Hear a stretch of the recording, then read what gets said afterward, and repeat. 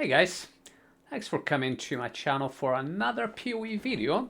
And this one I quickly want to go over the build that I'll be playing for Delirium Everywhere. As in all other events, I see participating in short-term leagues or short-term events as a really good opportunity to test out some builds, to see how you can league start with them, see how they're performing in a fresh economy.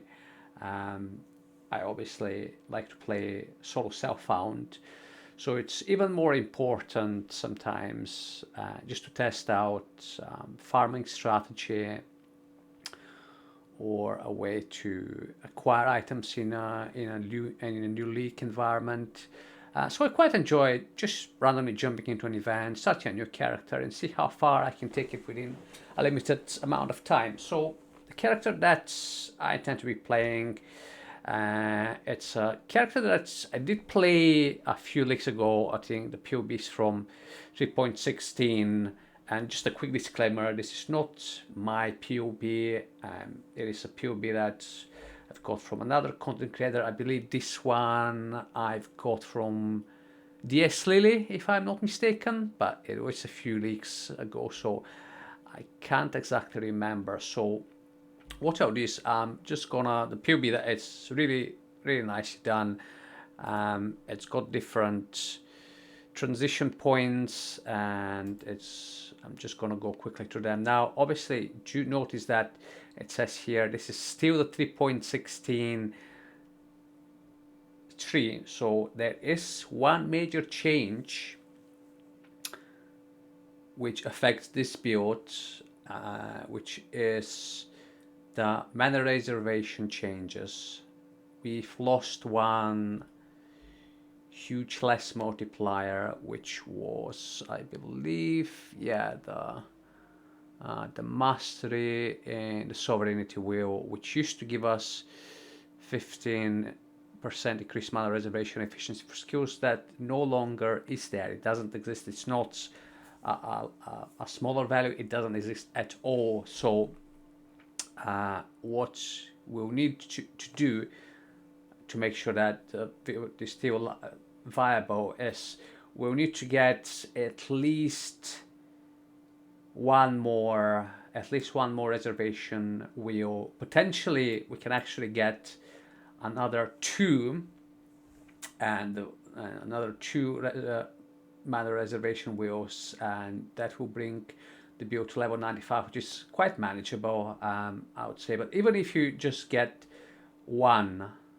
extra wheel, and that's gonna let us reserve the mana that we need to reserve and still have positive mana left. Now, if you only do one wheel, it will leave a very little mana left over, but we can still manage that.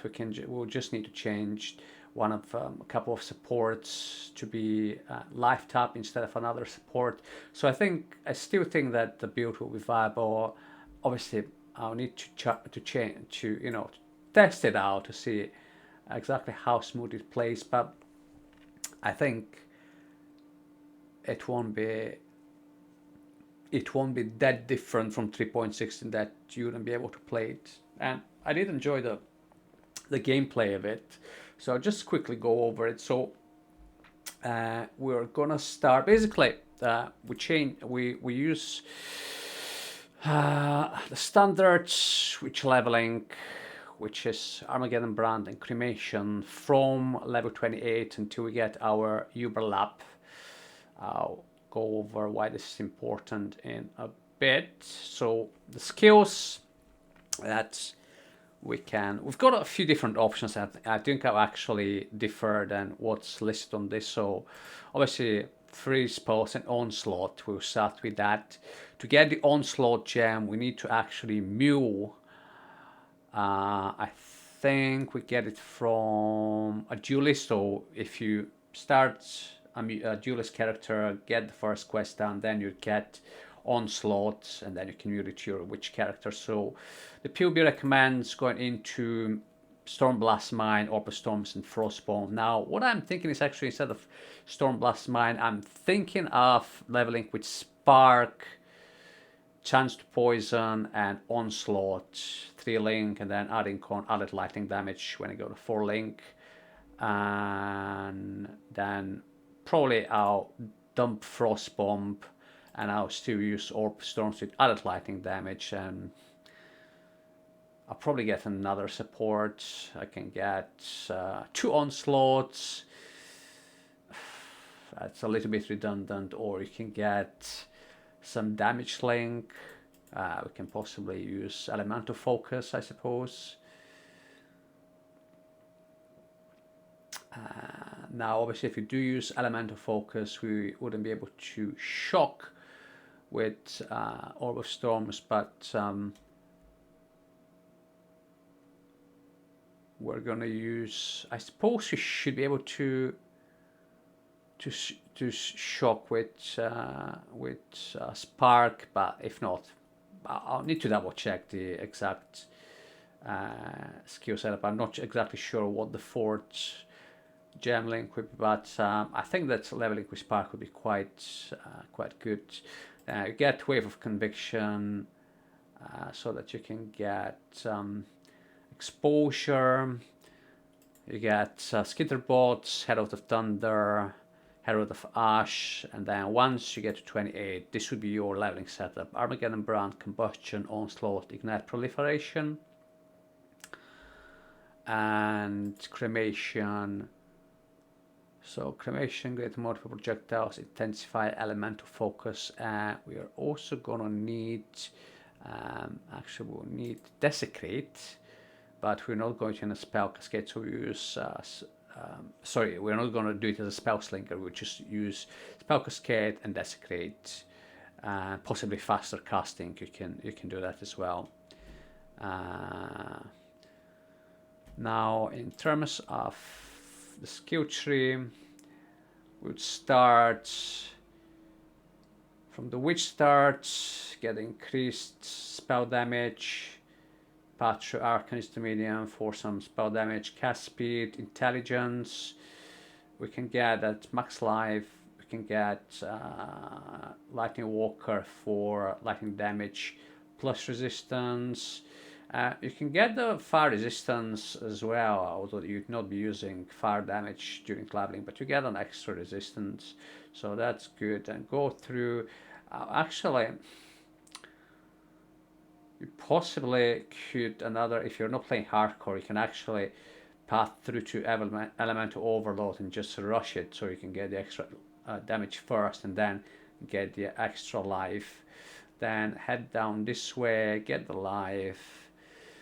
Again, damage, attacks and cast speed, strength, intelligence, life, area of effect, area damage, spell damage, crit, strength and intelligence, elemental resistance. So pretty, good basic nose that gives you damage, resistance, some attributes, which is pretty good. And by that point, you should already be, swapping to your fire skills that you'll be leveling with. Then, and obviously do your first lap. In first lap, you use Mistress of Sacrifice.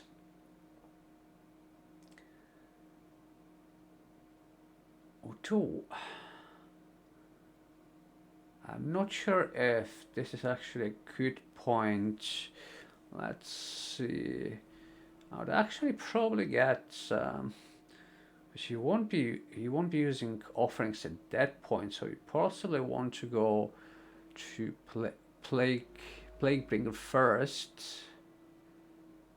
Yeah, definitely. Let's get Corpse Pact, increase attack and cast speed, because this only becomes important when you start using a wand with. I'm just gonna show you what wand I mean. It would be this one. See, the crafted modifier triggers socketed spell when you use a skill. Now that's a modifier that you get quite well, relatively late. You need to obviously unveil it. So usually it's you'll be by maps in maps by the time that you get this unveiled. But then what you're gonna do is in the wand you put in, what is it? Yeah, Waveform Conviction, Bone Offering. So basically, you're gonna be using a skill. You're gonna be using your one skill, and that will trigger your Spell Slinger. The Spell Slinger will create a Desecrate, and then your wand, which has that mod I just showed you, which casts automatically a skill once you use another skill. That's gonna create, that's going to use Bone Offering, which adds more chance to block for you. But until you get that, that's completely, it doesn't really do anything. So I'd say that would be possibly my last point. Essence Glutton. Okay, so regenerate energy shield and regenerate mana. Now this would be very good for your mana reserve, for your mana recharge, because with Spell Slinger you'd reserve pretty much all your mana, so you don't have a lot of mana left to cast over. So we can actually transition to Spell Slinger possibly by the time that we get our Merciless Labyrinth done. But anyway, let's go quickly through the rest of the skill tree. So that was the first one, the first stage. Then what you're gonna do is you're gonna get some more life, energy shield, elemental damage, maximum life, and this note, spiritual aid, says that increased introductions to medium damage also affect you. So that is pretty cool, because here in the tree you're getting a lot of medium damage, so obviously that's gonna apply to you as well. And then we go to level 70. You just branch out to that side, you get more life, energy shield, fire damage, elemental damage, life on kill, again some minor spell suppression, max life, max energy shield, damage, mana regen, more life. Now this would be your tree before you swap. So you just fill out, you can get a cluster, you get some area of effect. And now what you're gonna do after that is you're gonna swap to your Spell Slinger setup. So you need to get this order reservation nodes. You get some shield stuff, so you get more block spell damage nodes, some resistances while using a shield, block spell damage, block attack damage while using a shield. You're gonna get also increased damage if you've consumed a corpse recently, desecrate and have 2 maximum number of corpses allowed, which is quite useful for creating more corpses, which the volatile death would explode. And you're gonna get that influence. Now what you can do is now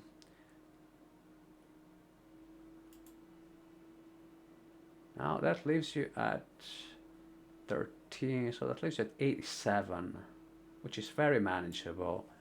You've got life regen, you've got unreserved mana 12, unreserved mana 1%. So what you need to do if you don't want to invest the levels to get the other mana reservation efficiency wheel, you can play with some of your skill setup. So in here,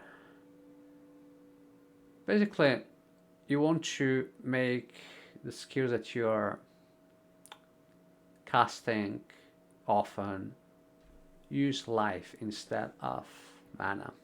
Because you've got life regen 55. Not great, but it's still some regen. So in here, what you can do is either mid shield or faster attacks. You can swap for life tap. Now the Ray Spectres. Let's see what Spectres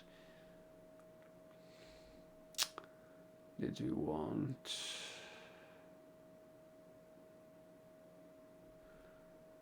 I think she didn't actually. Oh, Spectre. Yeah, okay. Okay. So we'll check the Spectres. Let's see what the Spectres are.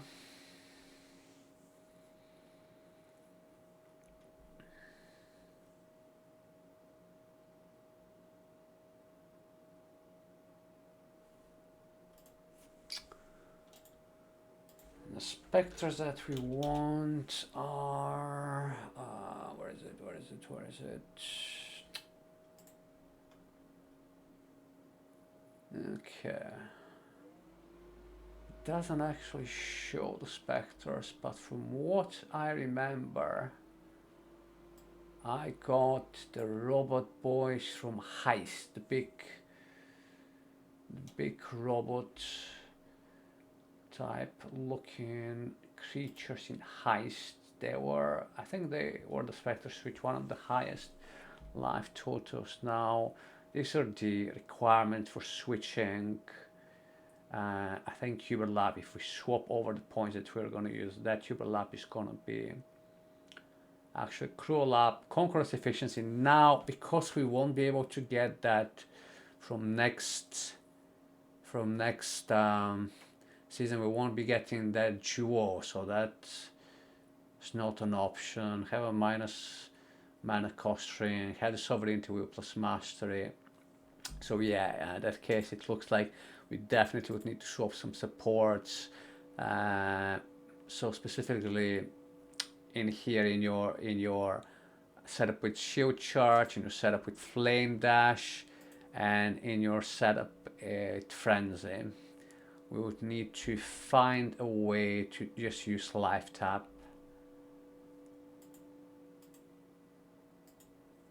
But other than that, I'm not really sure. I'll see how it actually plays out, because I don't want to go over the skill links here, because obviously they will need to change. But once I'll probably do like a progress video, so I'll go over that and I'll share my thoughts on how the build plays and whether the change that they've done actually make it viable, or if it doesn't play, if it it doesn't feel comfortable. Obviously, that should be a lesson I'll learn for next league, and we'll obviously try to do something else. But I do have really fond memories of playing that build, so I just want to give it another go and see how far I can progress it, and whether I can resolve the problems that the reduced mana efficiency of skill has caused to that build. So that's it for this video. Thanks very much for stopping by, and I'll see you in the next one. Bye for now. Keep grinding.